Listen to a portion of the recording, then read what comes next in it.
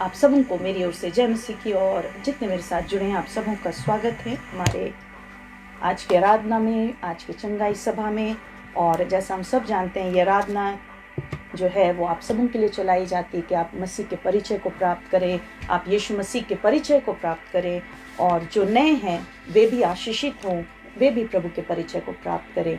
और जितने हमारे साथ जुड़े हैं इस गीत के द्वारा, प्रभु की शांति, आनंद और प्रेम को आपके जीवन में यीशु मसीह उंडेले। और जैसा हम सब जानते हैं, ये समय है एक छोटी प्रार्थना के साथ हम आज के सेशन को आगे बढ़ाएंगे। और प्रभु के दास सुधांशु हमारे साथ हैं, जो आप तक परमेश्वर के जीवित वचनों को पहुंचाएंगे, आप तक प्रभु के वचन को शेयर करेंगे। और प्रत्येक जितने हमारे साथ आप जुड़े हुए हैं और बाद में भी इस आराधना के रिकॉर्डिंग्स को आप सुनते हैं, बिल्कुल ध्यान धरकर प्रभु के वचनों को सुने, क्योंकि प्रभु का जो वचन है वो हमें स्वतंत्र करता है, प्रभु का वचन हमें चंगा करता है, प्रभु का वचन हमें शांति देता है। और जिस तरह से हम प्रभु यीशु के नाम पर विश्वास करेंगे, उनके वचनों को अपने जीवन में ग्रहण करेंगे, हम अपने जीवन में अनोखे कामों को देखेंगे। तो हम कुछ गवाहियों को भी सुनेंगे। हमने कुछ गवाहियों का प्रिंट आउट्स निकाला है, और वही गवाहियाँ जो लोगों के जीवन में यीशु मसीह ने इस आराधना में जुड़ने के द्वारा अपने आशीषों को, अपने चंगाई को उनके जीवन में प्रकट किया है। और लोगों ने प्रभु के सामर्थ को इस आराधना में जुड़ने के द्वारा महसूस किया है। लोगों के जीवन बदल गए हैं, लोगों के रहन सहन बदल गए हैं। बहुत सारे लोगों ने अपने गवाहियों को यहाँ टाइप किया कि लंबे समय से जब वे नशा पान में थे, बहुत सारे गंदी आदतों को वे छोड़ नहीं सक रहे थे, बहुत सारी कोशिशों को उन्होंने किया, पर उसके बावजूद भी वो अपने जीवन को बदल नहीं पा रहे थे। जब उन्होंने प्रभु के वचनों को सुना, इस आराधना में जुड़ने के द्वारा यीशु मसीह के परिचय को उन्होंने प्राप्त किया। और इस आराधना में जब लोगों के लिए प्रार्थना होती, चंगाई की प्रार्थना होती है, यीशु मसीह ने उनके जीवन को बदल दिया। इस तरह से आप कई गवाहियों को इस आराधना में जुड़ने के द्वारा आप सुन पाएंगे। और वो जो प्रभु ने अपने कामों को प्रकट किया है, जब लोगों ने उनका वर्णन किया है, आप रेगुलर इस आराधना में जुड़ेंगे, कई कामों के वर्णन को आप सुनेंगे, तो आप भी विश्वास के साथ आराधना में बने रहें, और ताकि प्रभु के आशीष को आप भी प्राप्त करें। क्योंकि जितने जुड़ रहे हैं सब आशीषित हो रहे हैं, जितने परिवार जुड़ रहे हैं, यीशु मसीह ने उनके परिवार में भी अपनी शांति को दिया है। पहले बहुत लड़ाई झगड़े थे, प्रभु ने उनके घरों को भी बदल दिया है। तो यदि आप भी चाहते हैं अपने जीवन में बदलाहट, अपने परिवार में बदलाहट, इस आराधना में, ये आराधना जो हर संडे और ट्यूसडे इस पेज में, रोहिणी थापा पेज में चलाई जाती है शाम के 7 बजे से, आप इसमें रेगुलर जुड़ जाए। और किस तरह से प्रभु आपके जीवन को बदल देंगे, आप भी गवाही के लिए खड़े हो पाएंगे। तो आइए, ये समय है, अपने आँखों को हम बंद कर लेंगे। आप जहाँ से भी जुड़े हैं, ये समय है, हम एक प्रार्थना के साथ आराधना को आगे बढ़ाएंगे। अपने स्थानों में स्थिर हो जाएंगे, आँखों को बंद कर लेंगे। पहली दफ़ा भी आप जुड़ रहे हैं, बिल्कुल स्थिर हो जाएंगे, बातचीत नहीं करेंगे। ये समय है, अब हम प्रभु यीशु के निकट आएंगे और बिल्कुल विश्वास के साथ आप आराधना में बने रहेंगे। प्रभु, इस घड़ी हम धन्यवाद करते हैं आपके प्रेम के लिए, धन्यवाद करते हैं प्रभु आपकी सहायता के लिए, धन्यवाद। हम धन्यवाद करते हैं प्रभु आपके अनुग्रह के लिए।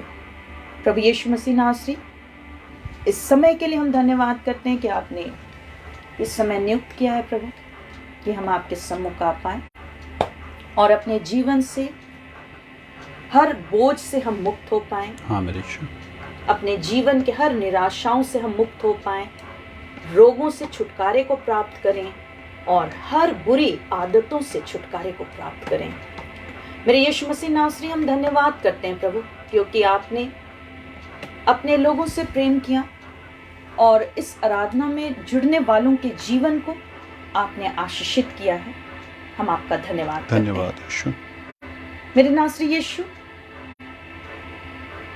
इस घड़ी हम आपके पवित्र आत्मा को निमंत्रण देते और मांगते हैं प्रभु यीशु, जितने जुड़ रहे हैं सबों को स्थिरता दीजिए। अपने पवित्र लहू से हर एक को धोकर शुद्ध और पवित्र कीजिए। मेरे यीशु मसीह नासरी, मांगते हैं हर एक पापों को, गुनाहों को, अपराधों को मिटा दीजिए। और जब हम प्रभु आपके सम्मुख आते हैं, हमारे जीवन को आप आशीषित कीजिए, हर सूखेपन को दूर कीजिए, हर असफलताओं को दूर कीजिए, अशांति को दूर कीजिए। और प्रभु यीशु मसीह, आप जो भले परमेश्वर हैं, हमारे जीवन में भी अपने भलाई के कामों को प्रकट कीजिए। आमीन। लोग जुड़ने वाले हैं प्रभु, जो बाद में भी इस आराधना के रिकॉर्डिंग्स को सुनते हैं, हर एक को प्रभु जिस घड़ी भी वे इस आराधना को सुनते हैं उसी घड़ी वे आशीषित होने पाए। हाँ मेरे महान परमेश्वर, हर एक को विश्वास के वरदान से भरिए।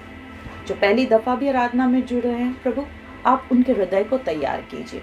हर एक सुनने वाले जो प्रभु इस घड़ी आपके वचनों को सुनते हैं, उनके हृदय को आप तैयार कीजिए। प्रभु आज के वचन को बांटने में आपके दास की सहायता कीजिए। आपके दास सुधांशु को आपके हाथों में सौंपते हैं, आपके पवित्र आत्मा के हाथों में सौंपते हैं और मांगते हैं अपने भले आत्मा के द्वारा आप उनकी अगुवाई कीजिए। हम सबों को प्रभु, हमारे जीवन को इस वचन के द्वारा आप आशीषित कीजिए, फलवंत कीजिए। हर एक बंधन टूटने पाए और यीशु मांगते हैं प्रभु, जितने इस वचन को सुनते हैं वे स्वतंत्र होने पाए। हर एक अंधकार की युक्ति शक्ति उनके जीवन से विफल होने पाए। आमीन। यीशु मसीह, हर डिस्टर्बेंस को आप दूर कीजिए। भटकाने वाली बातों को यीशु नाम से दूर करते हैं। हर एक तरह के युक्तियों को, बुरी युक्तियों को और हर तरह के अंधकार की शक्तियों को यीशु नाम से विफल करते हैं। प्रभु यीशु मसीह, अपने भले आत्मा के द्वारा आपने हमारी अगुवाई किया। हम आपका फिर से धन्यवाद करते हैं। पूरी आराधना को आपके कंट्रोल में सौंपते, व्यर्थ बातों से आपने बचाया। और यीशु मसीह नासरी मांगते, जहां तक आपका वचन पहुंचता है वे हर जाति के लोग, हर भाषा के लोग आशीषित होने पाए। यीशु नाम से प्रार्थना मांगते हैं, दया से सुनिए और ग्रहण कीजिए। आमीन। फिर से मेरी ओर से सबों को जय मसीह की। और जितने मेरे साथ जुड़े हैं अंत तक जरूर आप बने रहें, क्योंकि अंत में फिर वचन के बाद आपके लिए फिर प्रार्थना होगी। और यदि आप तकलीफ में हैं, दुख में हैं, अपने हृदय को अभी से तैयार करें और मांगे, प्रभु जब हम आपके सम्मुख आए यीशु मसीह, हमारे विश्वास से बढ़कर आप हमारे लिए काम कीजिए और वो परमेश्वर आपकी सुधि लेंगे। तो आगे के सेशन को परमेश्वर के दास सुधांशु के हाथों में सौंपती हूँ। आप सबों को बहुत आयत की आशीष मिले। फिर से सबों को जय मसीह की।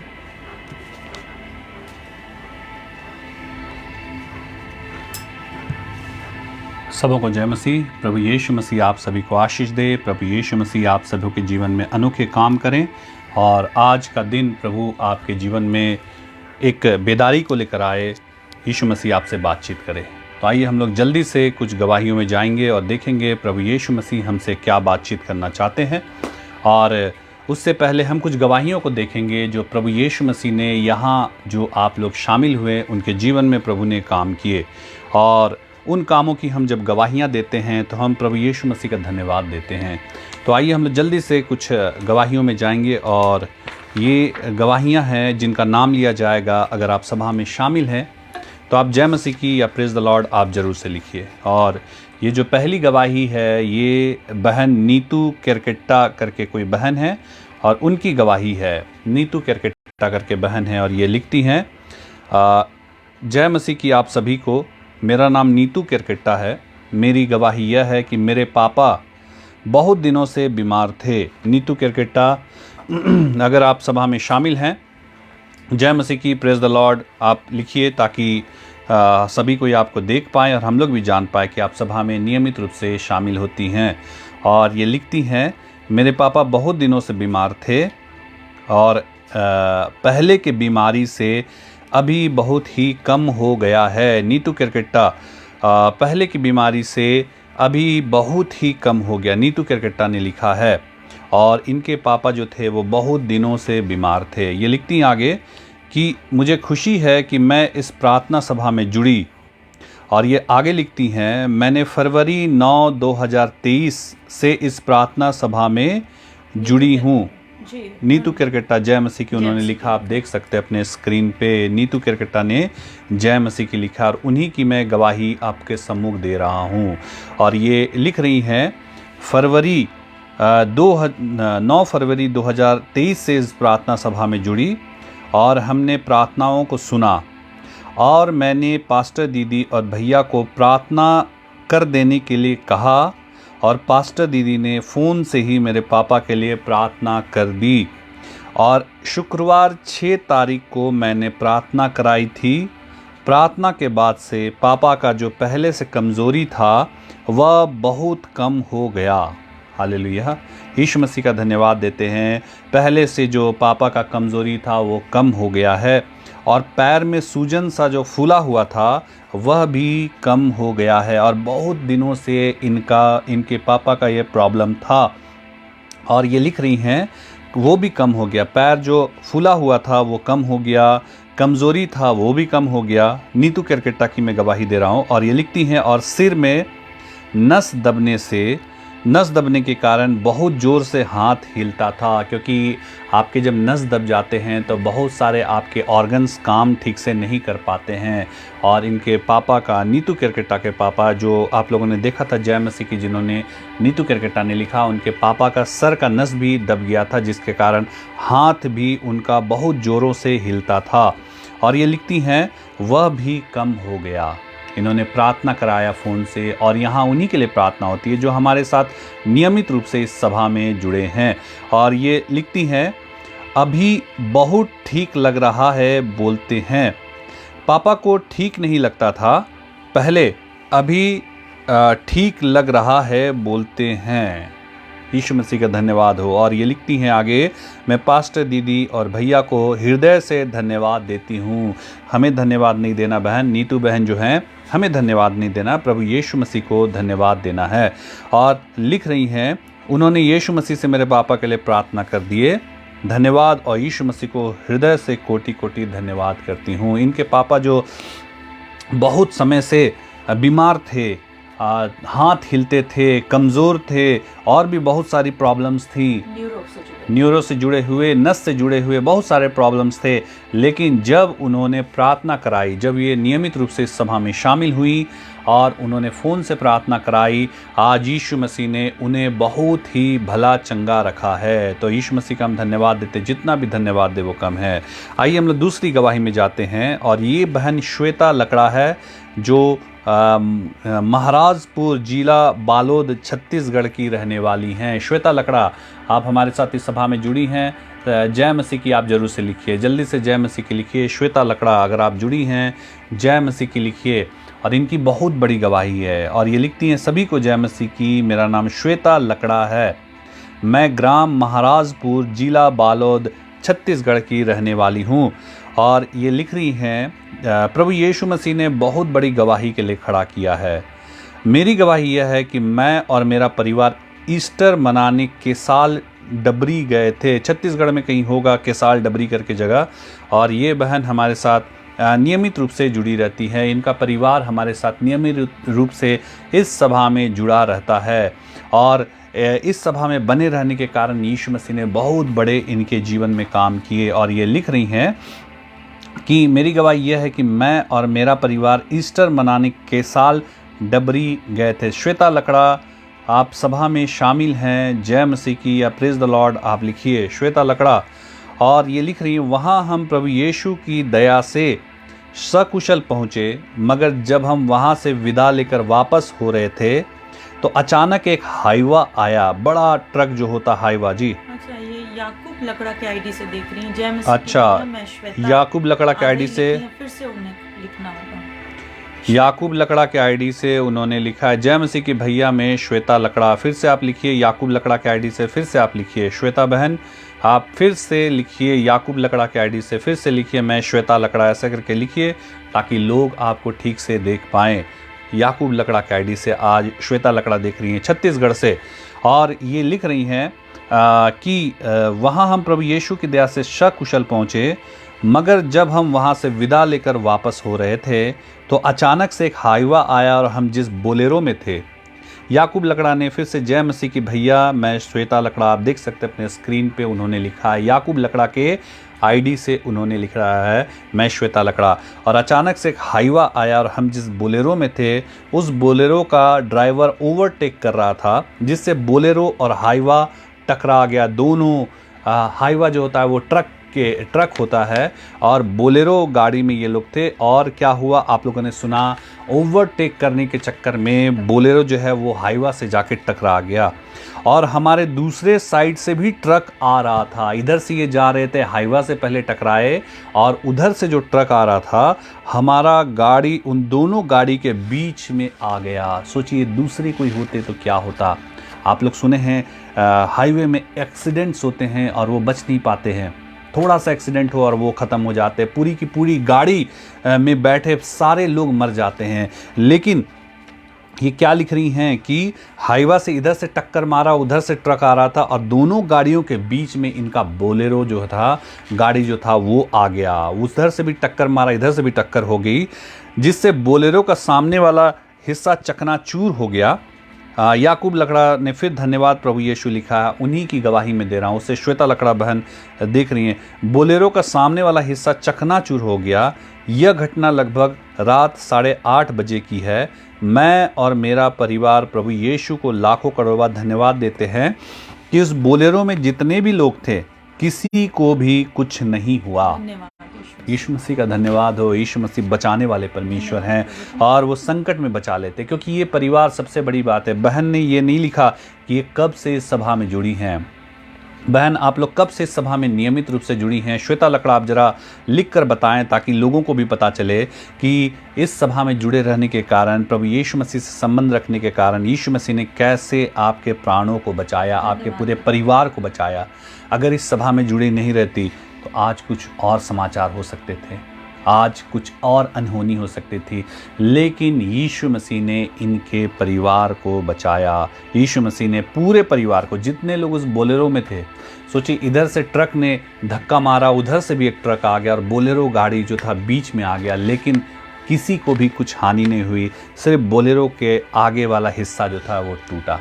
और हमारे इस सभा में जो लोग नियमित रूप से जुड़े हैं, यीशु मसीह ऐसे ही बचा रहे हैं, यीशु मसीह ऐसे ही रक्षा कर रहे हैं, यीशु मसीह ऐसे ही प्राणों को बचा ले रहे हैं। याकूब लकड़ा के आईडी से आप लिखिए, बहन कितने समय से आप इस सभा से जुड़ी हैं? और हाँ, थोड़ा लेट टेलीकास्ट होगा, लेकिन आप लिखिए क्योंकि लोग भी जाने यीशु मसीह ने कैसे बचाया। ऐसे भी इनके जीवन में प्रभु ने पहले भी बहुत काम किए इस परिवार में, और यीशु मसीह ने मृत्यु में जाने से बचा लिया। तो यीशु मसीह का हम जितना भी धन्यवाद दे वो कम है। और लिखी है लगभग, हाँ, याकूब लकड़ा ने लिखा है, लगभग 2 साल हो गया है भैया, और छत्तीसगढ़ से ये देखते हैं, सभा देखते हैं। प्राणों को यीशु मसीह ने बचा लिया, प्राण बचा लिया। अगर प्राण चला जाए तो कुछ भी नहीं है। आपके प्राण चला जाए तो हम संसार में कितने भी चीज़ प्राप्त कर ले, लेकिन प्राण ही न रहे तो कोई फ़ायदा नहीं है। लेकिन प्रभु यीशु मसीह ने प्राण को बचाया और इनके पूरे परिवार के प्राण को बचाया। याकूब लकड़ा ने फिर से लिखा लगभग 2 साल से, और यीशु मसीह ने इनके परिवार में पहले तो बहुत सारे काम किए और आज इन्होंने गवाही दी कि इनके प्राणों को भी प्रभु ने बचा लिया। मेरे प्रियो, अगर आप प्रभु के साथ अच्छे ढंग से चलेंगे, यीशु मसीह आपकी सुधि लेंगे, आप अकस्मात होने वाले दुर्घटनाओं में भी प्रभु का नाम लेंगे, यीशु मसीह खड़े हो जाएंगे।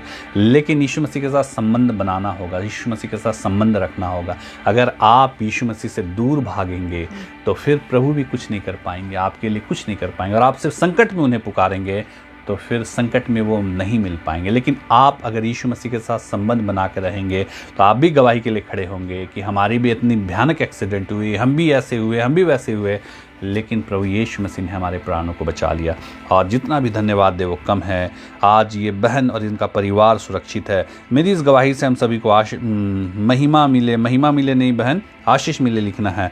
और पास्टर दीदी और सुधांशु भाई को बहुत आयत के आशीष मिले, उन्हें खूब ऊंचा उठाए। आमीन। फिर से सभी को जय मसीह की, जय मसीह की। श्वेता लकड़ा ने गवाही दिया है और आज वो याकूब लकड़ा के आईडी से वो सभा में शामिल हैं। पूरे परिवार को प्रभु ने बचाया। और इससे पहले उन्होंने कुछ निर्णय लिया था और मुझे अपना एक निर्णय उन्होंने बताया था, उस निर्णय के कारण उनका पूरा परिवार बच गया। और यीशु मसीह का धन्यवाद देते। आइए हम लोग और एक अंतिम गवाही में जाएंगे और उसके बाद हम लोग आगे वचन में जाएंगे। याकूब लकड़ा, धन्यवाद प्रभु यीशु मसीह, उन्होंने लिखा है। और आइए हम देखते हैं। और ये है विजय स्नोरिया करके भाई हैं, विजय स्नोरिया करके भाई हैं।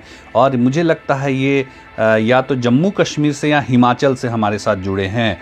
और इन्होंने भी गवाही लिखा है। अगर विजय स्नोरिया आप किसी भी आईडी से देख रहे हैं सभा, तो जय मसीह की या प्रेज द लॉर्ड आप ज़रूर से लिखिए।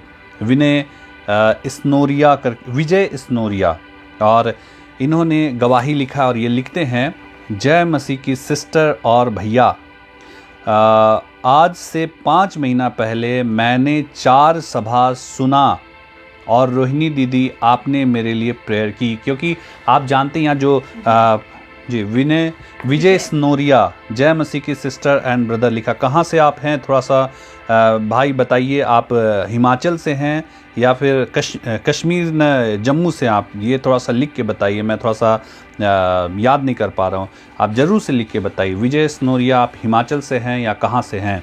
जगह का अपना नाम बताइए। और ये लिख रहे हैं, आज से 5 महीने पहले मैंने 4 लाइव सभा सुनी और रोहिणी दीदी आपने मेरे लिए प्रेयर की। और हाँ, विजय स्नोरिया भाई, जय मसीह की हम लोग ने देख लिया। आप ये बताइए आप कहाँ से हैं, किस जगह से हैं, हिमाचल से हैं या किस जगह से आप हैं? और आप जानते हैं जो लोग यहाँ नियमित रूप से इस सभा में शामिल रहते हैं, जो 4 लाइव सभा देख लेते हैं, उसके बाद आप हमें फ़ोन करते हैं और हम आपके लिए प्रार्थना करते हैं। और विजय स्नोरिया ने लिखा, हाँ हिमाचल प्रदेश से हैं। ये हिमाचल प्रदेश से हमारे साथ जुड़े हैं और ऐसे जगह से जुड़े हैं जहाँ कितने लोग यीशु मसीह का नाम भी नहीं जानते, और वहाँ पे प्रभु ने इनके जीवन में काम किया। और ये देखिए कितनी बड़ी गवाही लिख रहे हैं कि आपने मेरे लिए प्रेयर किया। इन्होंने फ़ोन किया 4 लाइव सभा देखने के बाद, और हम लोगों ने इन्हें समय दिया और उन्होंने समय पे फ़ोन किया और इनके लिए प्रार्थना हुई। और ये लिखते हैं, और मैं बिल्कुल ठीक हो गया, बिल्कुल ही ठीक हो गए। विजय स्नोरिया भाई जो हिमाचल HP लिखा है, हिमाचल प्रदेश से वो हमारे साथ जुड़े। आप देख सकते हैं उनके स्क्रीन पे। और ये लिख रहे हैं, मेरी 25 साल की गैस की प्रॉब्लम थी, गैस्ट्रिक की प्रॉब्लम थी, और वो भी 1-2 दिन से नहीं, 25 वर्षों से। और 25 वर्षों में इस भाई ने, इन्होंने बहुत सारे दवाइयों को किया होगा, बहुत सारे डॉक्टरों के पास गए होंगे, लेकिन कहीं से भी ठीक नहीं हुआ। बहुत सारे वहाँ भी लोकल इन्होंने इलाज करवाया होगा, लेकिन कहीं से इनकी गैस्ट्रिक की प्रॉब्लम ठीक नहीं हुई। लेकिन ये क्या लिखते हैं कि प्रॉब्लम थी और 3 चाकू लगे थे पेट में, चाकू लगा था। आप जान रहे हैं, चाकू इनको लगे थे, 3 चाकू ये लिख रहे हैं पेट में लगा था। और ये लिख रहे हैं, और मैं कोई भी काम नहीं कर सकता था क्योंकि इनके पेट में 3 चाकू लगे थे, और पेट में गैस्ट्रिक की भी प्रॉब्लम थी, तो ये कोई काम ही नहीं कर पाते थे। लेकिन इन्होंने प्रार्थना करवाया। और ये लिखते हैं कि मैं कोई काम नहीं कर सकता था। जब आपने मेरे लिए प्रेयर की, उसके बाद मैंने कितने बड़े बड़े पेड़ काट के घर में पहुंचा दिया। हालेलुया, यीशु मसीह का धन्यवाद देते हैं। विजय स्नोरिया फिर से हालेलुया उन्होंने लिखा है। और जब यहाँ उनके लिए प्रार्थना हुई, 25 साल के जो गैस्ट्रिक के प्रॉब्लम थे वो भी ठीक हो गया, और उनके पेट में चाकू लगे थे, 3 चाकू लगे थे, और ये कोई काम नहीं कर पाते थे। आप सुन रहे हैं, और ये हिमाचल प्रदेश में उस जगह से हैं जहाँ बहुत लोग प्रभु का नाम भी नहीं जानते, और वहाँ से हमारे साथ संगति में जुड़े हैं।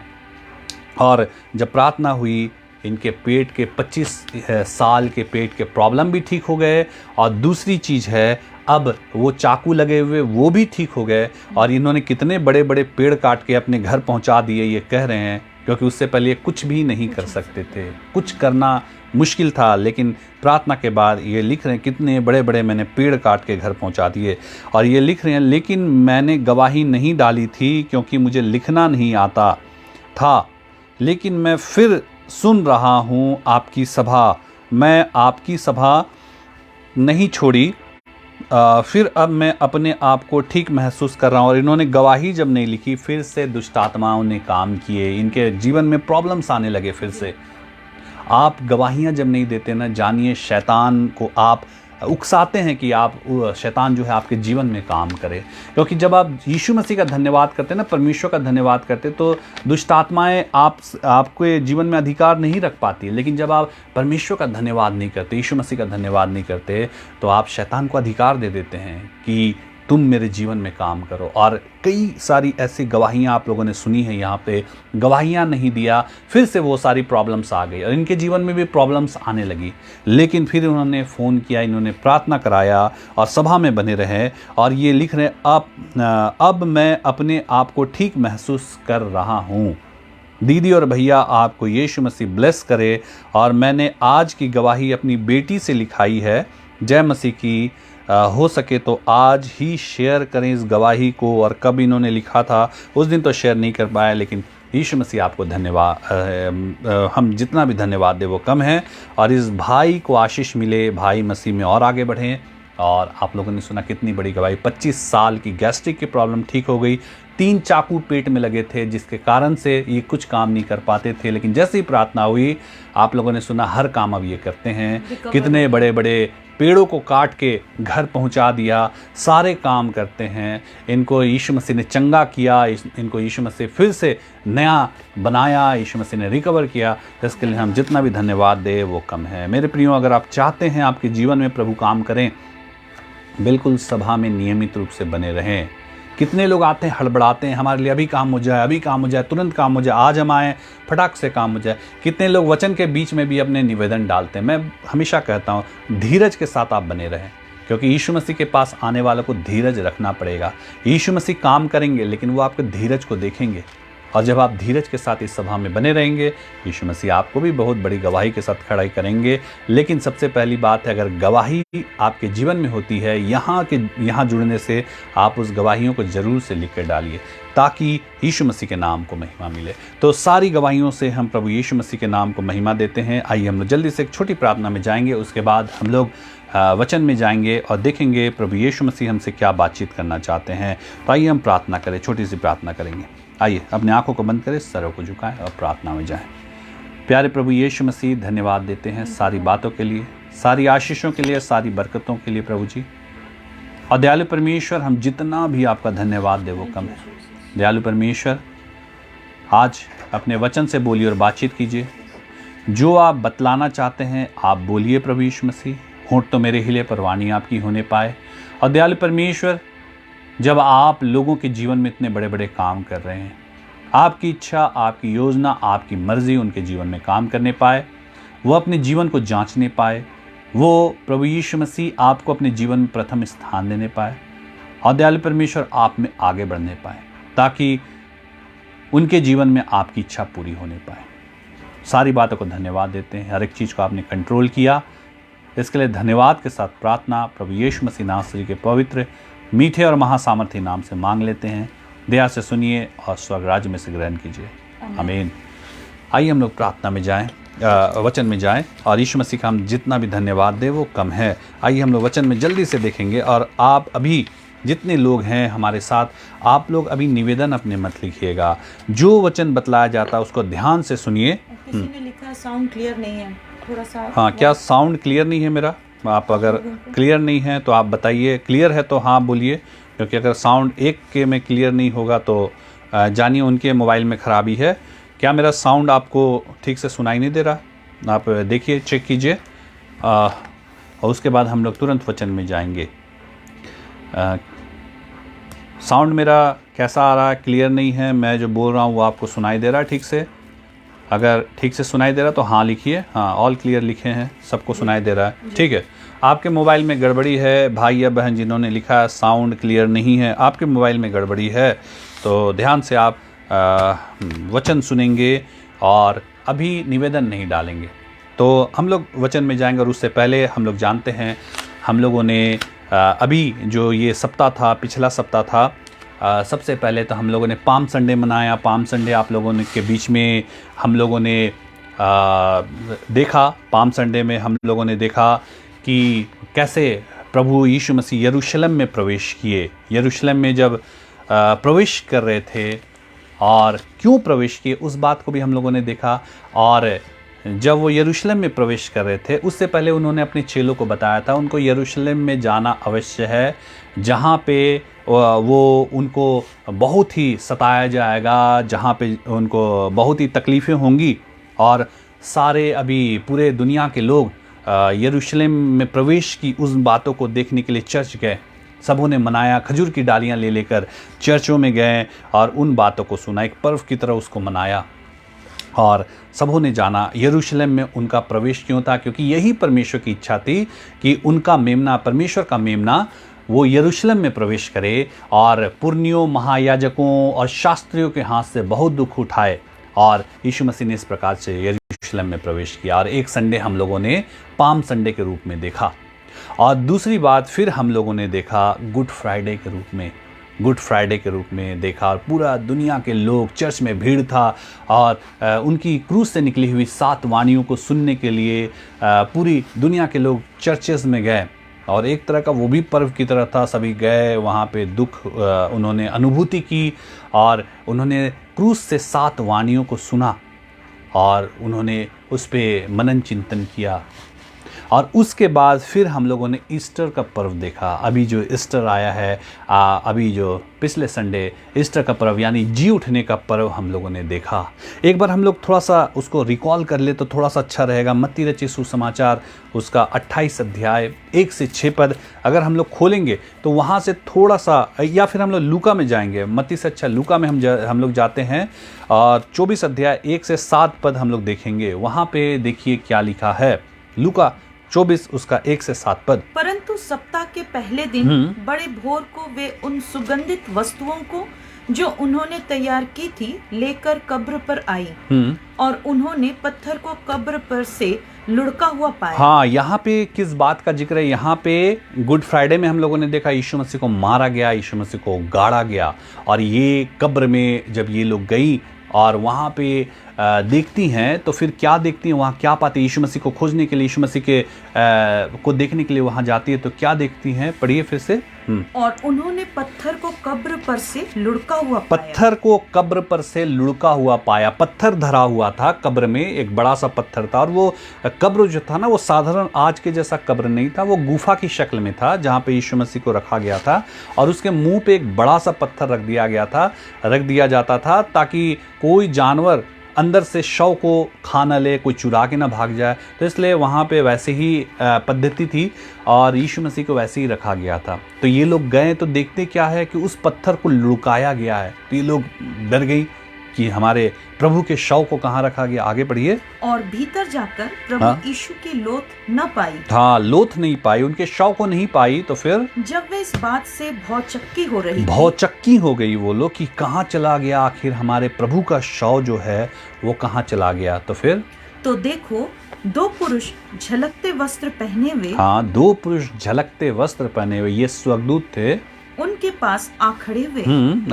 जब वे डर गईं और धरती की ओर मुंह झुकाए रहीं, तो उन्होंने उनसे कहा, तुम जीवते को मरे हुए में क्यों ढूंढती हो? तुम जीवते को मरे हुए में क्यों ढूंढती हो? उन स्वर्गदूतों ने कहा, तुम जीवित को मरे हुए में ढूंढ रही हो। आगे, वह यहाँ नहीं परंतु जी उठा है। क्या हो गया? और ईस्टर हम लोग क्यों मनाते? क्योंकि वो प्रभु यीशु मसीह जी उठे हैं। और ईस्टर पूरे दुनिया में, पूरे संसार में इसीलिए मनाया जाता कि यीशु मसीह जी उठे हैं।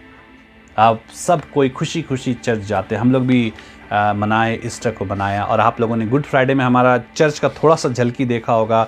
लाइट्स नहीं थे, थोड़े ढंग से बैठने की व्यवस्था नहीं थी। आप लोगों ने बाएं साइड मेरा देखा होगा, सीढ़ी में लोग बैठे हुए थे और लोग आना जाना भी कर रहे थे, क्योंकि मेरे पीछे भी लोग बैठे थे, दाएं भी बैठे थे, बाएं, हमारा ऐसा ही है।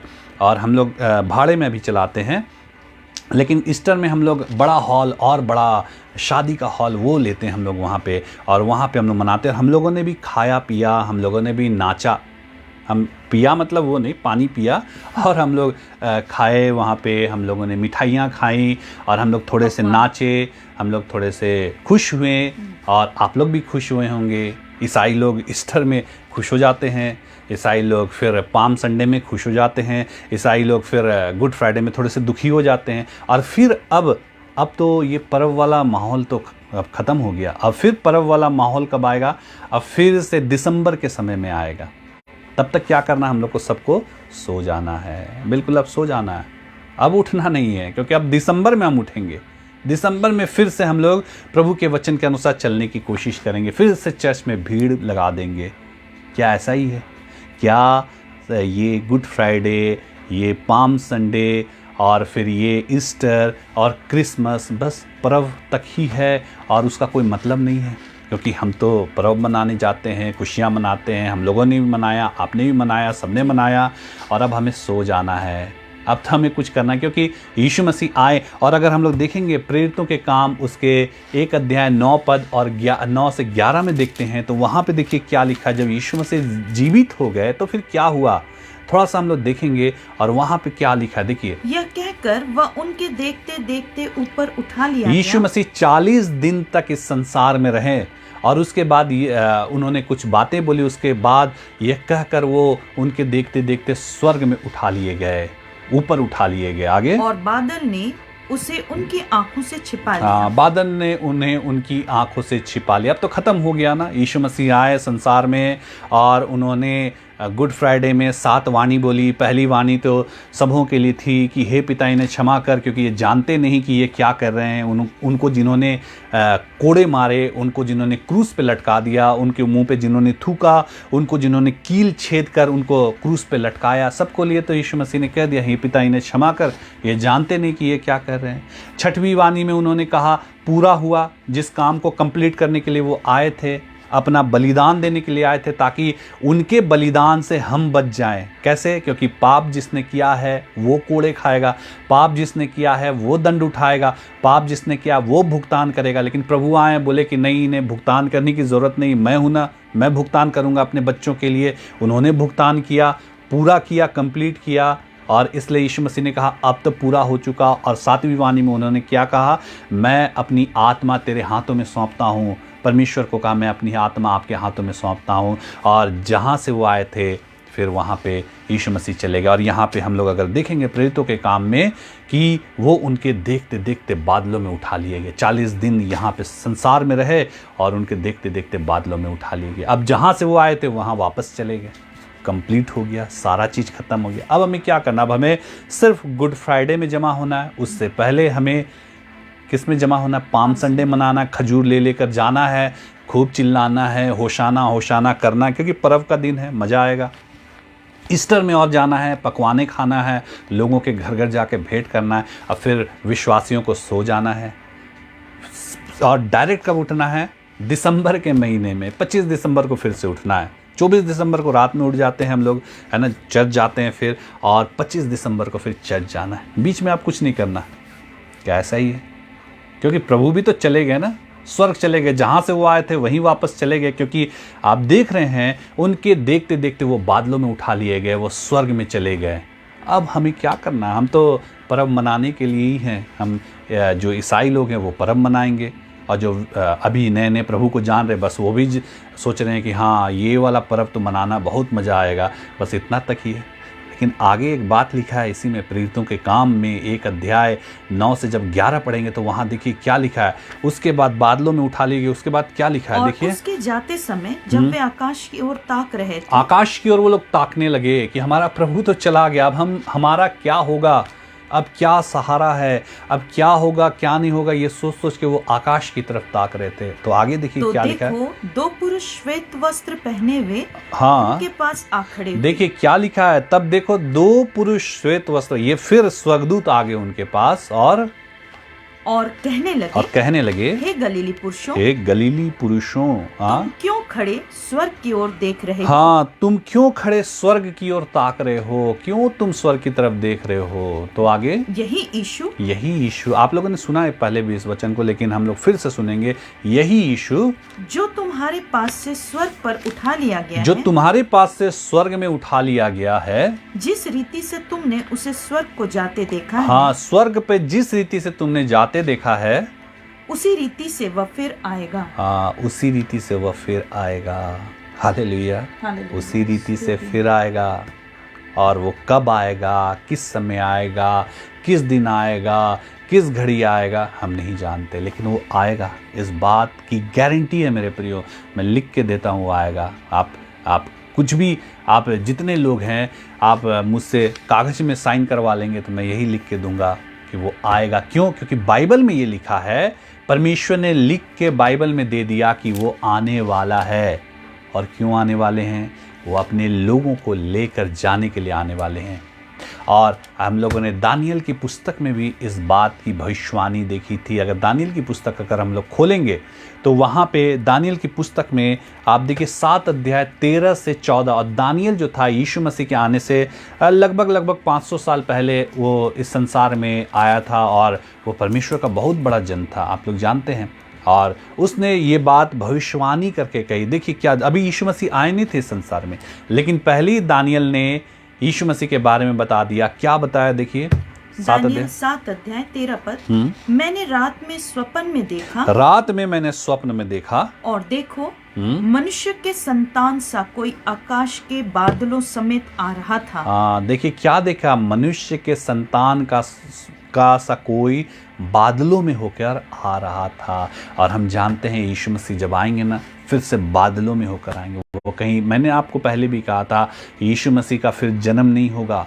यीशु मसीह फिर किसी कुंवारी से नहीं जन्मेंगे, या कहीं किसी चाइना में नहीं जन्मेंगे, अमेरिका में नहीं जन्मेंगे, लेकिन वो आएंगे इस संसार में। लेकिन इस बार कैसे आएंगे? वो बादलों में होकर आएंगे, अपने दूतों के साथ आएंगे। और क्यों आएंगे? हम सबको, हम विश्वासियों को, जो यीशु मसीह पे ईमान रखते हैं, जो यीशु मसीह के पीछे चलते हैं, जो असली में विश्वासी हैं। मैं थोड़ी सी कड़वी बात कहता हूँ और कईयों को थोड़ा सा लग जाता होगा, वो ईसाइयों को लेने के लिए नहीं आएंगे मेरे प्रियो, वो विश्वासियों को लेने के लिए आएंगे। मैं फिर से कह रहा हूँ, वो ईसाइयों के लेने के लिए नहीं आएंगे, वो विश्वासियों को लेने के लिए आएंगे। ईसाई मतलब जो ईसाई फैमिली में पैदा हुए, लेकिन विश्वासी मतलब जो यीशु मसीह के पीछे चलने का निर्णय लेते हैं, जो यीशु मसीह के पीछे चलते हैं। आप किसी भी जाति, धर्म, भाषा के क्यों ना हो, आपको लेने के लिए प्रभु आएंगे। अगर आप सही में यीशु मसीह के पीछे चलते हैं, उस समय कोई वहाँ पे एक्सक्यूजेस नहीं चलेंगे। अरे यीशु मसीह हम चलते आपके पीछे, लेकिन उस समय मेरी परिस्थिति ये थी, मुझे शादी करनी थी, मुझे और भी सारे काम थे, वो काम कंप्लीट हो जाते तब हम आपके पीछे चलते हैं। वो निर्णय तो प्रभु करेंगे और वो अपने लोगों को लेकर चले जाएंगे। और क्यों हम माने ऐसा? क्योंकि बाइबल में जितने भी चीज़ हैं, जितनी भी सारी बातें हैं, सारी पूरी हो रही हैं। जब जकरिया ने कहा, 9 अध्याय 9 पद खोलेंगे नहीं, वहाँ पे जब कहा, हे सियोन बहुत ही मगन हो, हे यरूशलेम आनंद कर, खुशियाँ मना, इन सारी बातों का, तेरा राजा आने वाला है, वो गधे के बच्चे पे बैठकर यरूशलेम में प्रवेश करेगा। वैसे ही यीशु मसीह पाम संडे के दिन हम मनाते हैं कि यरूशलेम में उन्होंने प्रवेश किया। बाइबल में और भी सारी भविष्यवाणियाँ अभी हम थोड़ी देर में कोशिश करेंगे देखने की, वो सारी भी भविष्यवाणियाँ आज पूरी हो चुकी हैं। तो ये सबसे बड़ी जो बाइबल की भविष्यवाणी है ना, ये पूरी होने वाली है। जो अभी पूरी नहीं हुई है, ये पूरी होने वाली है। जिस प्रकार से जैसा जैसा कहा गया, सारी भविष्यवाणियाँ पूरी हुई। यीशु मसीह के बारे में कहा गया, उनके कोड़े खाने से तुम चंगे हो जाओगे। और आप विश्वास करते हैं उनके कोड़े खाने से आप चंगे हुए? मैं तो विश्वास करता हूं कि उनके कोड़े खाने से मैं चंगा हुआ। आप लोगों ने आज इन जो भाई जो हिमाचल प्रदेश से हमारे साथ जुड़े, ये जो विजय स्नोरिया भाई हैं, सोचिए 25 साल से गैस्ट्रिक की बीमारी थी, 3 चाकू लगे थे उनको, कुछ भी करने की हालत में नहीं थे। सोचिए वो यीशु मसीह को कितना जानते होंगे। हिमाचल में उस जगह में है जहाँ कितने लोग यीशु मसीह के बारे में नहीं जानते थे। और ये भाई जो है, ये मसीही परिवार में पैदा नहीं हुए, ईसाई परिवार में पैदा नहीं हुए, लेकिन यीशु मसीह का इनको परिचय मिला। और जब परिचय मिला, यीशु मसीह ने इनको चंगा किया। आज वो 25 साल की प्रॉब्लम से ठीक हो गए हैं। आज उनको जो 3 चाकू लगे थे जिसके कारण कुछ काम नहीं कर पाते थे, आज कितने बड़े बड़े पेड़ काट लेते हैं। क्यों? क्योंकि बाइबल में लिखा था, उसके मार खाने से तुम चंगे हुए। और ये यशाया भविष्यद्वक्ता की पुस्तक में पहले ही लिख दिया गया था। जो यीशु मसीह अभी आए भी नहीं थे, पहले ही इस बात की भविष्यवाणी कर दी गई थी कि उसके मार खाने से तुम चंगे हुए। और इसलिए आज ये विजय भाई, विजय स्नोरिया जो भाई हैं, जो हिमाचल प्रदेश से हैं, वो चंगे हुए। आप में से कितने माताएं, बहनें, कितने भाई, पिता, सब लोग, बेटे लोग चंगे हुए। क्यों? क्योंकि लिखा था बाइबल में कि तुम उसके मार खाने से चंगे हुए, तो आप चंगे हुए। ये एक भविष्यवाणी थी जो आपके जीवन में पूरी हुई। और इसीलिए ये भी भविष्यवाणी थी कि यीशु मसीह मारे जाएंगे, गाड़े जाएंगे, तीसरे दिन मृतकों में से जी उठेंगे। पहले ही भविष्यवाणियाँ हो चुकी थी और उसी के हिसाब से यीशु मसीह मारे गए, गाड़े गए और तीसरे दिन मृतकों में से जी उठे। और क्यों माने जी उठे? क्योंकि आज वो हमारे बीच में काम कर रहे हैं। जिंदा आदमी ही काम करता है और यीशु मसीह इसलिए आज हमारे जीवन में काम करे। जो काम 2000 साल पहले यीशु मसीह करते थे, वही काम आज भी वो कर रहे हैं। तो इससे प्रूफ होता है कि यीशु मसीह जीवित है। और सबसे बड़ी भविष्यवाणी क्या है? उन स्वर्गदूतों ने क्या कहा? तुम जिस रीति से प्रभु को ऊपर जाते हुए देख रहे हो, स्वर्ग में जाते हुए देख रहे हो, उसी रीति से वो बादलों में फिर आने वाले हैं। तो ये सबसे बड़ी भविष्यवाणी है। एक विश्वासी का जीवन, ठीक है, हमें मनाना है, पाम संडे भी याद करना है, गुड फ्राइडे को भी प्रभु का उस दुख को स्मरण करना है, 7 वाणियों को सुनना है, ईस्टर भी मनाना है, सब चीज़ मनाना है, लेकिन उसके साथ एक तैयारी करनी है, सबसे बड़ी तैयारी। आप अगर ईस्टर में चर्च गए और यीशु मसीह आ गए 2 दिन बाद या कभी भी आ गए, आपने गुड फ्राइडे भी मनाया, आपने पाम संडे भी मनाया, आप क्रिसमस भी मनाते हैं, और लेकिन जब यीशु मसीह आएंगे तो आप नहीं कह सकते प्रभु मुझे भी लेके चलो, क्योंकि मैं पाम संडे तो मनाता हूँ, प्रभु मैं ईस्टर मनाता हूँ, मैं और भी गुड फ्राइडे में आपके वचनों को सुनता हूँ। प्रभु आपके जीवन को देखेंगे कि सही में आपने उन्हें अपने जीवन में एक्सेप्ट किया या नहीं किया। और क्यों हमें इंतज़ार करना कि प्रभु हमें लेके जाएंगे, क्योंकि बाइबल में लिखा है जो छूट जाएंगे वो मृत्यु मांगेंगे, मृत्यु नहीं मिलेगी। वो इतना उनके जीवन में इतना बुरा हाल हो जाएगा। आप जानते एक देश है नॉर्थ कोरिया करके है, और आप जानते उनके तानाशाह एक राजा है, वहाँ राजा क्या राष्ट्रपति प्रधानमंत्री जो बोल लीजिए वो है, और वो जो है इतना बड़ा तानाशाह है कि आज के डेट में उसके मर्जी के बिना कुछ नहीं होता वहाँ। उसने हेयर स्टाइल तक लोगों के लिए डिसाइड कर दिया कि तुम इस हेयर स्टाइल को रखना, तुम ऐसे कपड़े पहनना, तुम ये खाना खाना, तुम, और वहाँ पे एक ही रेडियो में एक ही 24 घंटे प्रोग्राम चलते रहते हैं, और वो सरकार की वाहवाही, वहाँ के नॉर्थ कोरिया के सरकार की वाहवाही करते हैं, उसको सुनना सबको ज़रूरी है। मतलब उठना बैठना चलना फिरना सब उसके हिसाब से है। सोचिए ऐसे समय आने वाले हैं, कितने तानाशाह पैदा हो जाएंगे। अभी वन वर्ल्ड सिस्टम बनाया जा रहा, मतलब पूरी दुनिया का एक ही जो होगा वो सरकार होगी। सोचिए वो कौन होगा वहाँ पे बैठ के हमारे जीवन में राज करेगा। वो जो चाहेगा वो होगा, वो जो चाहेगा नहीं होगा, वो जैसा चाहेगा वैसा होगा। आपके घर में कैमरा लगे होंगे, आप क्या उठते हैं, खाते हैं, पीते हैं, आपको इंस्ट्रक्शन दिए जाएंगे। आप 2 घंटा सोएंगे, उसके बाद आप नहीं सो सकते, आपको एक पैर में खड़ा होना होगा, आप कुछ कर नहीं सकते, अपने मन के मर्जी के मुताबिक कुछ नहीं कर सकते। कितने सारी चीज़ें आएंगी, और भी कितने विध्वंस आएंगे। बाइबल बताते तो उस समय तुम मृत्यु मांगोगे, मृत्यु तुम्हें नहीं मिलेगी। आज नॉर्थ कोरिया में कोई सुसाइड नहीं कर सकता, उसकी कितनी पीढ़ियों को उसके बाद अगर वो सुसाइड कर ले, कुछ भी कर ले, वो सरकार के विरुद्ध कुछ काम कर ले, उसकी कितनी पीढ़ियों को उसका दंड मिलता है। इस कारण वो सुसाइड भी नहीं कर सकते। आने वाले समय कितना खराब है हम नहीं जानते, और प्रभु हमें इन्हीं सारी चीज़ों से बचाने के लिए विश्वासियों को लेने आएंगे। क्या आप विश्वास करते हैं इस बात पे? जो विश्वास करते हैं वो तो यीशु मसीह का इंतज़ार करेंगे, और वो यीशु मसीह के लिए पहले ही तैयारी करेंगे कि वो आएगा और हमें अपने साथ ले जाएगा। लेकिन जो छूट जाएंगे उनके लिए जीना बहुत ही दुभर हो जाएगा मेरे प्रियो। और ये मैं क्यों बोल रहा हूँ, पहला क्यों हम इस बात पे विश्वास करें कि ऐसे समय आने वाले हैं? पहला तो बाइबल बताती है, और हम क्यों इस बात पे विश्वास करें? क्योंकि बाइबल की सारी बातें पूरी हो रही हैं। और कौन सी बातें पूरी हो रही है? सबसे बड़ी बात तो यही पूरी हुई कि यीशु मसीह के लिए लिखा था वो मारे जाएंगे, गाड़े जाएंगे, तीसरे दिन मृतकों में से जी उठेंगे, और वो आज जीवित हैं मेरे प्रियो।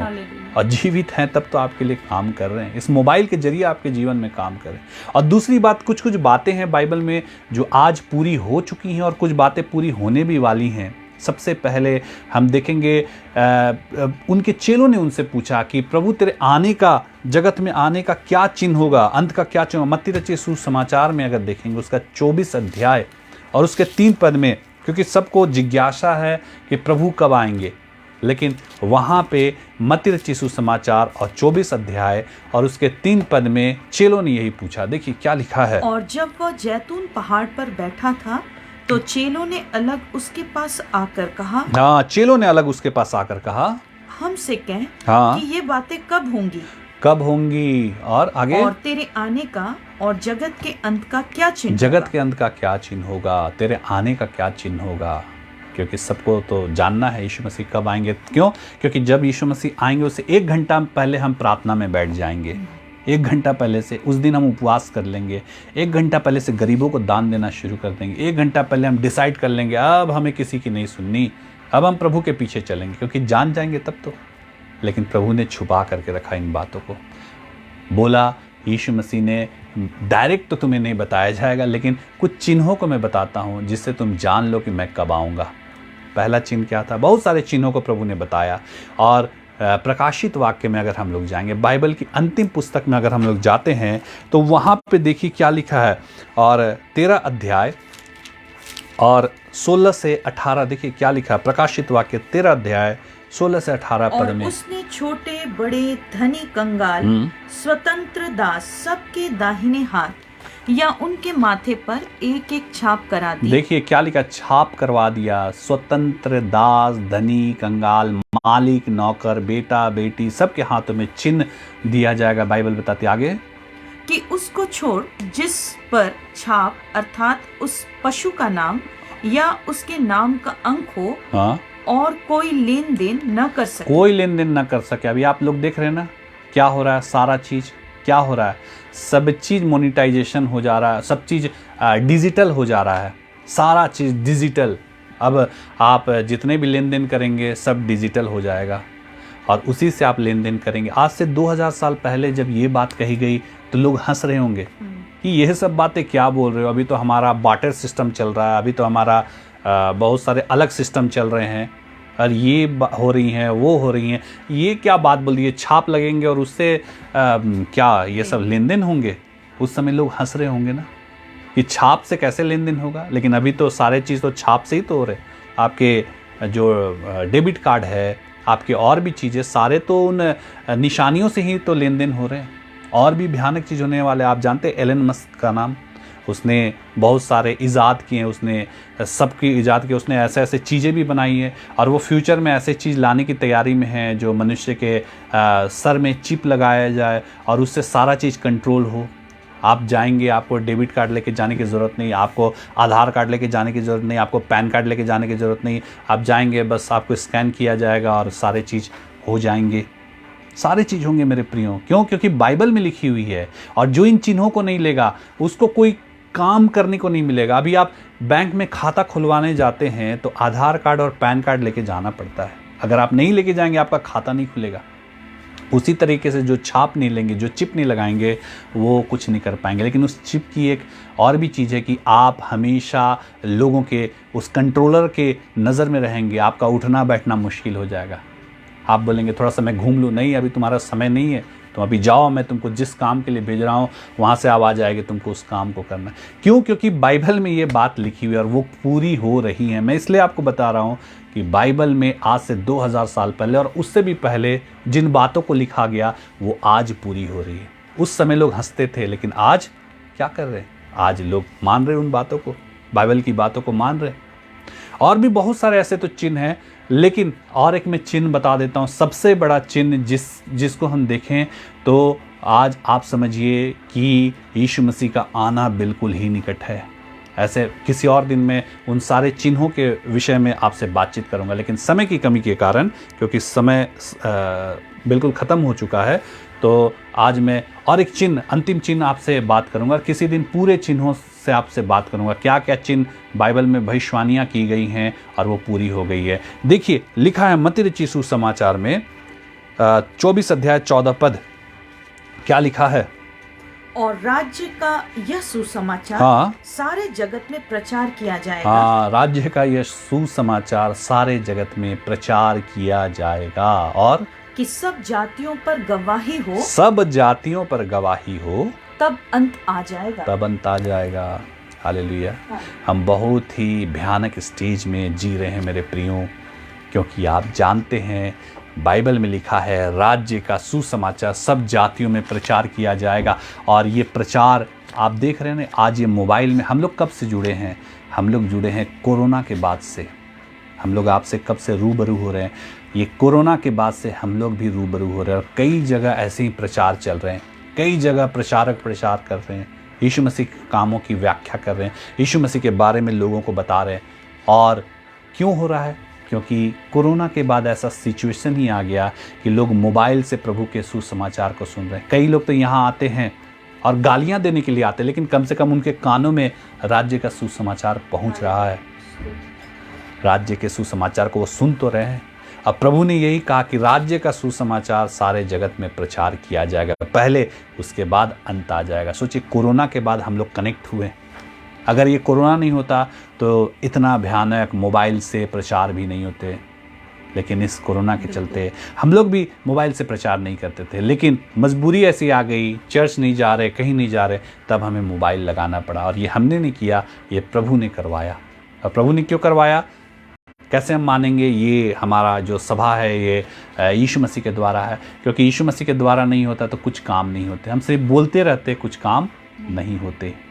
और सोचिए, यही लिखा है, राज्य का सुसमाचार सारे जगत में प्रचार किया जाएगा, तब अंत आ जाएगा। सोचिए, इस मोबाइल के जरिए जहाँ जहाँ यीशु मसीह के सुसमाचार की पहुंच नहीं थी, वहाँ वहाँ भी लोगों ने सुसमाचार को आज सुन लिया है। हर एक जातियों ने, लगभग मुझे लगता है हर एक जातियों ने सुन लिया है। और जो कुछ बचे होंगे वहाँ तक भी आने वाले समय में प्रचार जो है वो पहुंच जाएगा। अगर सबों ने सुन लिया तो प्रभु के वचन के अनुसार वो कभी भी आ सकते हैं। और अभी भी कुछ लोग बचे होंगे तो प्रभु वेट करेंगे उन तक भी सुसमाचार पहुंच जाए। हम सोचिए कितने क्रिटिकल समय में जी रहे हैं। सब चीज़ हमारे ही इस सदी में पूरा हो रहा है। आज से अगर आप 100-150 साल पहले भी जाएंगे तब भी ये बातें पूरी नहीं हुई थी, पूरी भविष्यवाणियाँ पूरी नहीं हुई थी। लेकिन आज ये सारी भविष्यवाणियाँ पूरी हो चुकी हैं, लगभग पूरी हो चुकी हैं। हमें क्या करना है? फिर सो जाना है। हमें जाना है, सो जाना, क्योंकि अब तो हम लोगों ने ईस्टर भी मना लिया। अब क्या करना है? अब तो सो जाना। अब डायरेक्ट हम लोग क्रिसमस में उठेंगे। 24 दिसंबर को उठ जाएंगे और चर्च जाएंगे, प्रभु के वचन को सुनेंगे, थोड़ा सा मनन चिंतन करेंगे। 25 तारीख को और भी खुशियाँ मनाएंगे, नाचेंगे, गाएंगे और मिठाइयाँ खाएंगे। और कितने लोग तो ईसाई लोग क्रिसमस का वेट करते कि उस दिन खूब पिएंगे और खूब पिलाएंगे, पार्टी देंगे। और अन्य जातियों के बीच में पार्टियाँ देंगे, शराब पिलाएंगे। तो क्या ये ऐसा करना है? कि हमें सबसे बड़े उस चीज़ का वेट करना है जो प्रभु के जिन्होंने कहा कि वो आने वाले हैं। सबसे बड़ी जो भविष्यवाणी है वो अभी पूरी होने वाली है। और वो भविष्यवाणी, जब सब भविष्यवाणियाँ पूरी हो गई तो ये भी पूरी होंगी। और उन्हीं को प्रभु ले जाएंगे जो प्रभु के पीछे चलेंगे। किसी ईसाई को नहीं, किसी इसको नहीं। मतलब ईसाइयों में भी जो यीशु मसीह के पीछे चलेंगे उन्हीं को प्रभु लेने के लिए आएंगे। हम नहीं कह सकते कि हम तो ईसाई फैमिली में पैदा हुए हैं, प्रभु हमको तो आप जानते हैं, आप तो हमको ज़रूर ले जाएंगे।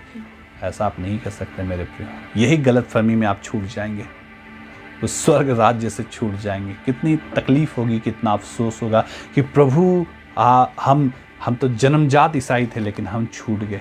लेकिन कितने ऐसे लोग हैं जिन्होंने यीशु मसीह के पीछे चलने का निर्णय लिया और वो यीशु मसीह के पीछे चले अन्य जातियों में से, और वो यीशु मसीह उनको लेके अपने साथ स्वर्ग चले जाएंगे। कितने लोग देखते रह जाएंगे और कितने लोग चले जाएंगे। इसलिए मेरे प्रियो, सबसे बड़ी भविष्यवाणी जो है उसका इंतज़ार करना। सबसे जब बड़ा जो पर्व आने वाला है, और वो क्या पर्व है? यीशु मसीह आने वाले, उसकी तैयारी कीजिए। संसार के पर्व की तो तैयारी करना ही है, लेकिन उससे भी बड़ा हमें उस पर्व की तैयारी करनी है जो वास्तव में पर्व आने वाला है। सोचिए कितना अनोखा पर्व होगा जब यीशु मसीह बादलों में आएंगे और अपने लोगों को उठा के एक बार में चले जाएंगे। और मैं आगे आपको बताऊंगा कि शैतान ने इस पर्व को, ये जो यीशु मसीह का आगमन है ना, इसको भ्रमित करने के लिए कितना चीज़ उसने जाल बिछाया है कि लोग इस बात पे विश्वास न करें। आगे आने वाले समय में मैं बताऊंगा। और क्यों? क्योंकि वो जानता है कि यीशु मसीह आएंगे तो अपने लोगों को ले जाएंगे और सारी दुनिया फिर उसके पीछे हो जाएगी। तो उसने पहले ही सारे जालों को बिछा दिया कि दूसरे लोग जो छूट जाएंगे वो विश्वास ना करें। लेकिन हमें उस समय का इंतज़ार नहीं करना कि हम छूट जाएं उसके बाद हम विश्वास करें। रे प्रभु, हम लोगों ने तो वचन सुना और हम छूट गए, अब आप पे ईमान लाते हैं। क्योंकि वो समय बहुत ही दर्दनाक होगा। वो समय आप कुछ नहीं कर पाएंगे। क्योंकि मैंने कहा ना, बाइबल में लिखा, मृत्यु मांगोगे मृत्यु नहीं मिलेगी। और इसी से बचाने के लिए तो प्रभु हमें ले जाएंगे, अपने लोगों को लेने के लिए वो आने वाले हैं। क्या आप तैयार हैं? या क्रिसमस, ईस्टर और गुड फ्राइडे और यही सब मनाते मनाते हम सो गए हैं? मनाना है, इन सारी पर्वों को मनाना है, लेकिन समझना है कि ये क्यों हुए, हमारे जीवन में, इस संसार में घटित क्यों हुए। और मेन पर्व का इंतज़ार करना। और मुख्य पर्व क्या है? वो है प्रभु यीशु मसीह का आगमन। उसकी तैयारी कीजिए। संसार के पर्व की तो हम लोगों ने तैयारी कर ली, लेकिन उस पर्व की तैयारी कीजिए कि यीशु मसीह आने वाले हैं। जब पर्व आता है तो कैसे हम तैयारी करते हैं? रात में नींद नहीं आती, हम लोग तैयारियों में समय बिताते हैं।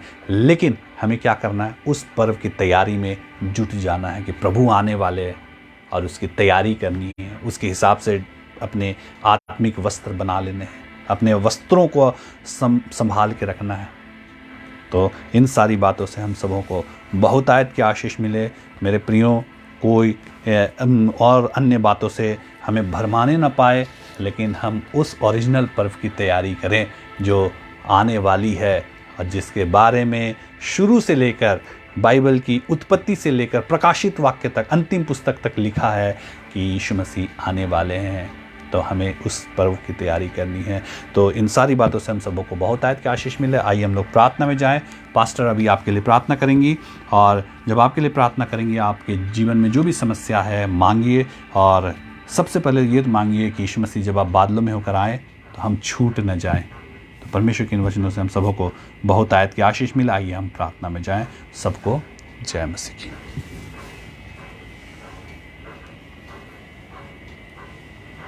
परमेश्वर के वचनों से आप सबों को बहुत आयत की आशीष मिले। प्रभु के अनुग्रह को आप प्राप्त करें और प्रभु के वचनों को आप समझ पाएं। प्रभु के दास को और भी अधिक अभिषेक मिले और इसी रीति से हम प्रभु के वचनों को सुन पाएं। और ये समय है, जैसा हम सब जानते हैं, ये चंगाई प्रार्थना का समय है। आप जहाँ से भी जुड़े हैं, पहली दफ़ा भी आराधना में जुड़े हैं, तो आप भी अपने मन को तैयार करें और अपने आँखों को प्रत्येक बंद कर लेंगे। जहाँ से भी आप जुड़े हैं, अपने आँखों को बंद कर लेंगे, अपने स्थान में स्थिर हो जाएंगे, अपने मन को तैयार करेंगे।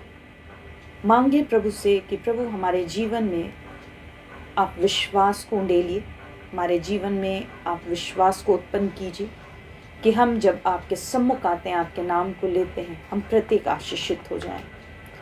ये समय है, अब हम चंगाई प्रार्थना की ओर बढ़ रहे हैं और जितने चाह रहे हैं कि यीशु मसीह आपके जीवन को आशीषित करें, आपको चंगा करें, आपको भी गवाही के साथ खड़ा करें, तो मेरे पीछे पीछे आप इस प्रार्थना को दोहराएंगे। प्रत्येक जितने हमारे साथ इस घड़ी जुड़े हुए हैं, प्रत्येक इस प्रार्थना को रिपीट करेंगे, मेरे पीछे पीछे इस प्रार्थना को दोहराएंगे। और अब जब तक प्रार्थना चलेगी तब तक आंखों को बंद रखेंगे, अपने स्थान में स्थिर रहेंगे, बातचीत नहीं करेंगे। बच्चों के साथ बैठे उन्हें भी आप बैठा दें और प्रभु की ओर अपने मन को लगाएंगे। मेरे पीछे पीछे आप इस प्रार्थना को दोहराएंगे।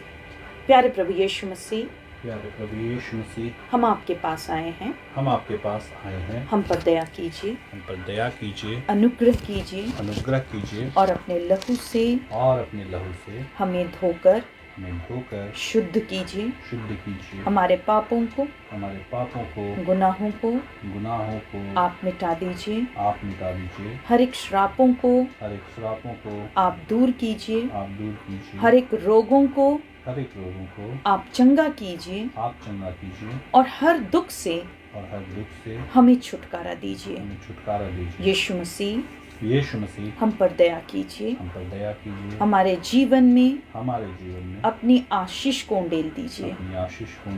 यीशु मसीह, जब हमने आपके नाम पर विश्वास किया है, आपके वचनों पर विश्वास किया है, हम सबों के नाम जीवन के पुस्तक में आप लिख दीजिए। हम सबों को अपने संतान होने का अधिकार दीजिए। हमें छुटकारा दीजिए, हमें भी गवाही के लिए आप खड़ा कीजिए।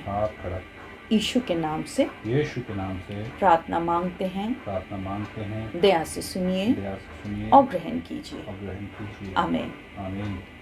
अपने स्थानों में स्थिर रहेंगे और अब ये समय है जब आपके लिए मैं प्रार्थना करूंगी, और आप प्रत्येक, चाहे आप छोटे हैं, चाहे आप बड़े हैं, बुजुर्ग हैं, जवान हैं, आपके जो भी समस्या है, आपके जो भी परेशानी है, आप उसे अपने मन में प्रभु यीशु मसीह के सम्मुख रखेंगे।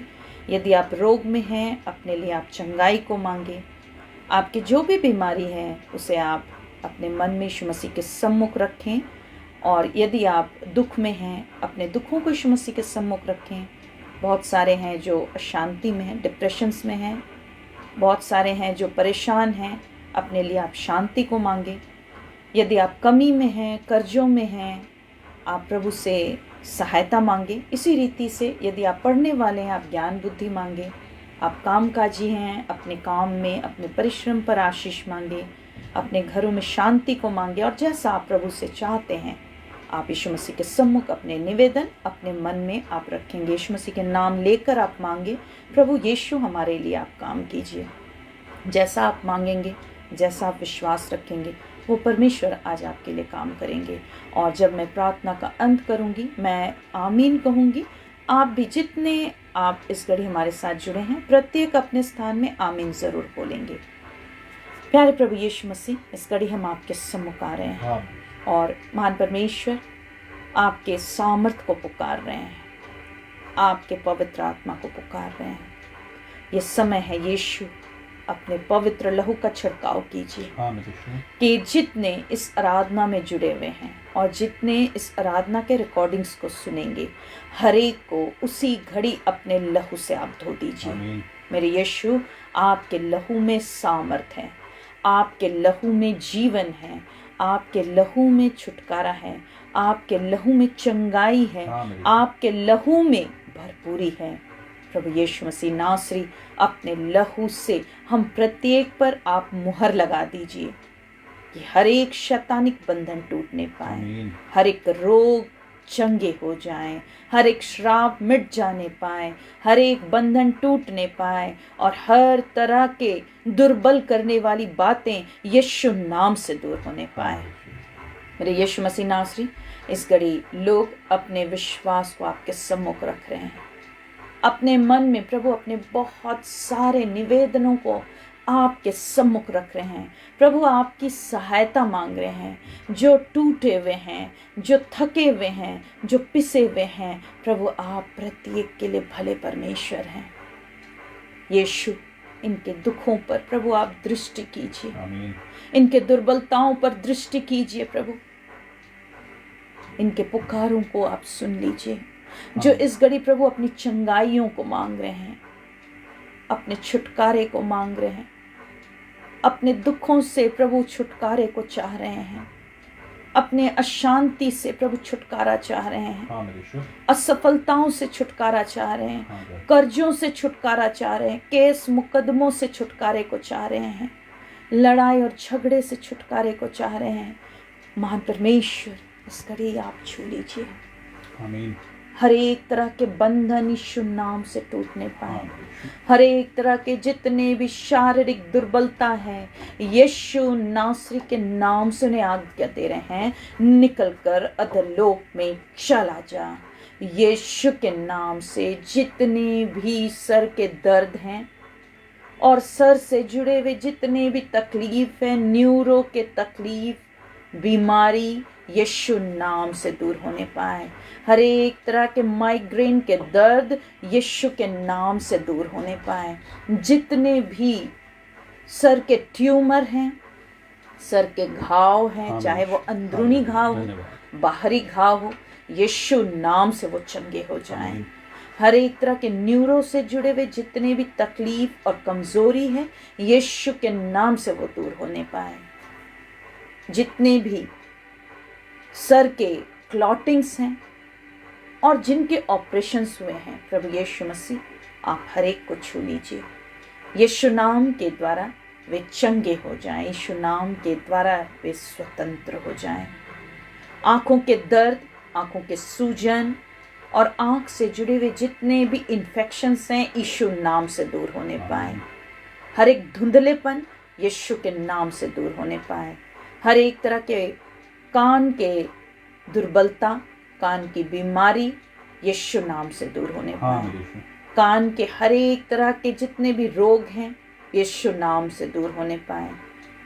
हर एक तरह के मवाद आने के तकलीफ, बहरेपन, कान के पर्दों में छेद यीशु नाम से वो दूर होने पाए। यीशु नाम से हर एक तरह के गले के इन्फेक्शंस को, हर एक तरह के थ्रोट इन्फेक्शंस को, टॉन्सिल्स के दर्द को, हर एक ग्लैंड्स को यीशु के नाम से दूर करते हैं।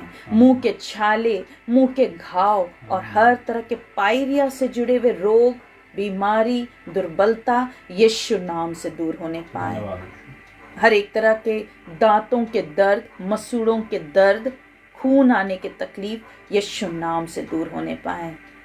चेस्ट इन्फेक्शंस, हर एक तरह के छाती के दर्द यीशु नाम से दूर होने पाए। जितने भी हार्ट डिजीज हैं, हृदय संबंधित बीमारियां हैं, यीशु नाम से वो दूर होने पाए। हर एक ब्लॉकेज यीशु नाम से खुल जाने पाए। हर एक तरह के धड़कन बढ़ने की तकलीफ यीशु नाम से दूर होने पाए। हर एक तरह के बेचैनी और घबराहट यीशु नाम से दूर होने पाए। शरीर की कमजोरियां यीशु के नाम से दूर होने पाए। जितने भी पेट की बीमारियां हैं और पेट से जुड़े हुए जितने भी रोग हैं जो लंबे समय से हैं, यीशु नाम से वो दूर होने पाए। गैस्ट्रिक की दुर्बलता यीशु नाम से दूर होने पाए।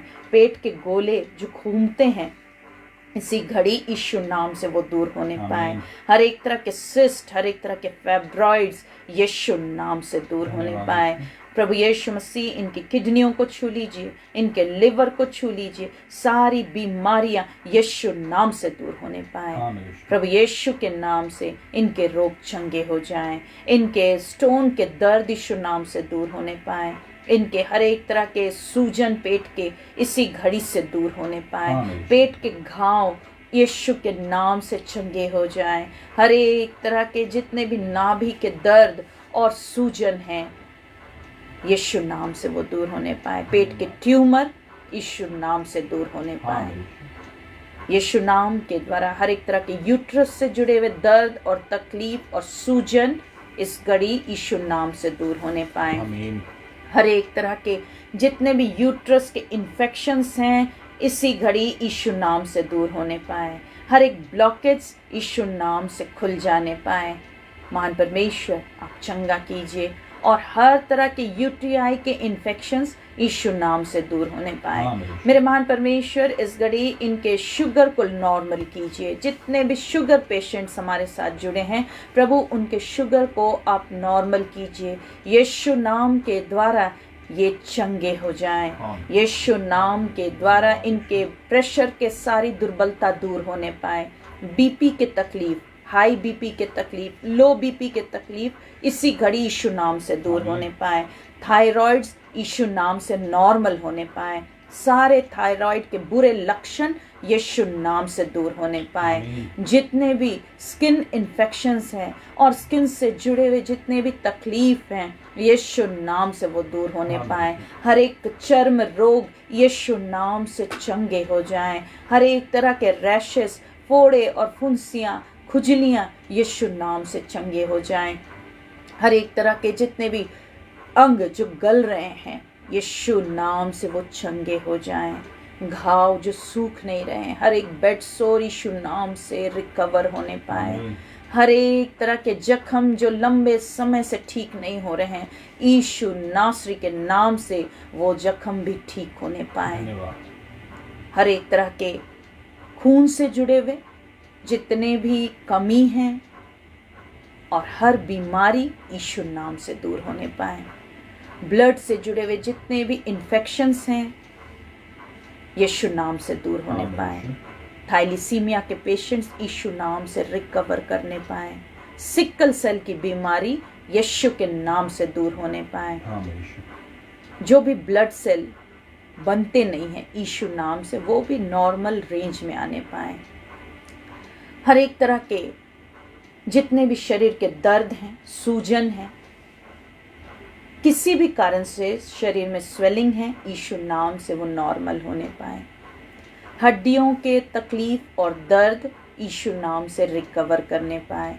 हड्डियों के चोट यीशु नाम से चंगे हो जाएं। हड्डियों में जो भी कमी है, विटामिन्स की कमी है यीशु नाम से वो भी रिकवर करने पाए।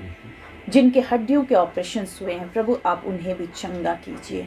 यीशु नाम से वे पूरी रीति से अच्छे हेल्थ को प्राप्त करने पाए और प्रभु यीशु मसीह नासरी वे आपके धन्यवादी होने पाए। महान परमेश्वर हर एक जोड़ों के दर्द को आप चंगा कीजिए।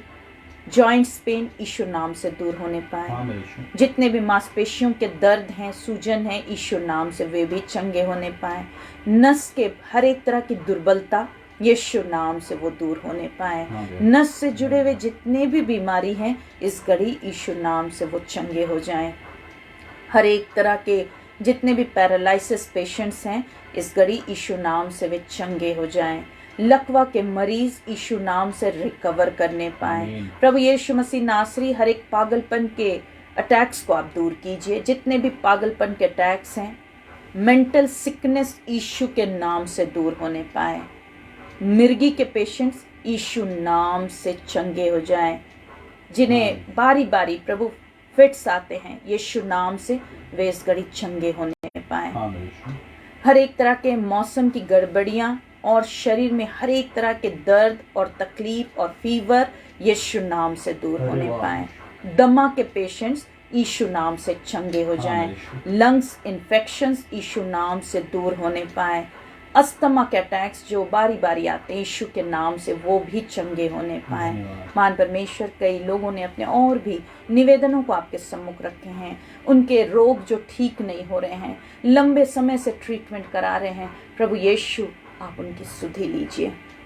जब वे आप पर विश्वास कर रहे हैं, यीशु नाम को प्रभु यीशु वे विश्वास कर रहे हैं, आप उनके ऊपर दया कीजिए। जो सच्चे मन से आपको पुकार रहे हैं, प्रभु आप उन्हें भर दीजिए। यीशु नाम के द्वारा ये आशीषित हो जाएं। हर एक तरह के जितने भी शरीर के कष्ट हैं यीशु नाम से दूर होने पाए। दुष्ट आत्मा के काम यीशु नाम से विफल होने पाए। हर एक तंत्र मंत्र जादू टोने बान के सारे काम यीशु नाम से विफल होने पाए। इस घड़ी कई बहनें हैं जो प्रभु संतान की आशीष मांग रही हैं, उन्हें आशीषित कीजिए। गर्भ का फल आपकी ओर से प्रतिफल है। यीशु इस वचन को उनके जीवन में प्रकट कीजिए। सारे बंधन टूटने पाए और यीशु आपके नाम के द्वारा वे कंसीव करने पाए। जिन बहनों को आपने आशीषित किया प्रभु, पूरे 9 महीने संभालिए और समय से स्वस्थ संतान की आशीष को प्राप्त करें। महान परमेश्वर, कई लोगों ने अपने जीवन के और भी निवेदनों को आपके सम्मुख रखे हैं, जो थक गए हैं, अपने जीवन में निराश हो गए हैं। प्रभु, कोई मार्ग सूझ नहीं पड़ रहा है, आप उनकी अगुवाई कीजिए, सहायता कीजिए। आप अनाथों के और विधवाओं के लिए प्रभु खड़े रहने वाले परमेश्वर हैं। इस घड़ी प्रभु आप सहायता कीजिए, धन्यवाद, उपाय कीजिए प्रभु, मार्ग बनाइए। जिनके काम नहीं बन रहे हैं आप उनके लिए भी उपाय कीजिए प्रभु। जो कर्जों में हैं, जो विपत्ति में पड़े हैं, कष्ट में हैं, प्रभु कमी में पड़े, आप उनकी सुधि लीजिए। यीशु मसीह नासरी, इस घड़ी हम मांग रहे हैं जिनके प्रभु पेपर वर्क्स इनकम्प्लीट है, आप उनके लिए काम कीजिए। और भी जो भी अधूरे काम हैं, जो जीवन से जुड़े हैं प्रभु, आप उनके लिए काम कीजिए।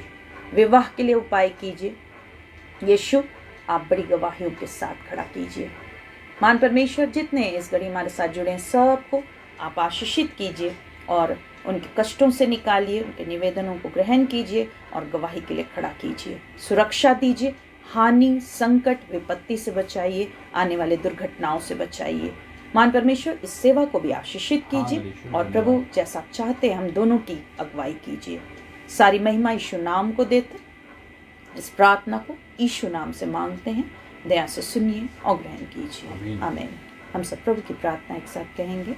हे हमारे पिता, तू जो स्वर्ग में है, तेरा नाम पवित्र माना जाए, तेरा राज आए, तेरी इच्छा जैसे स्वर्ग में पूरी होती है वैसे इस पृथ्वी पर भी पूरी हो।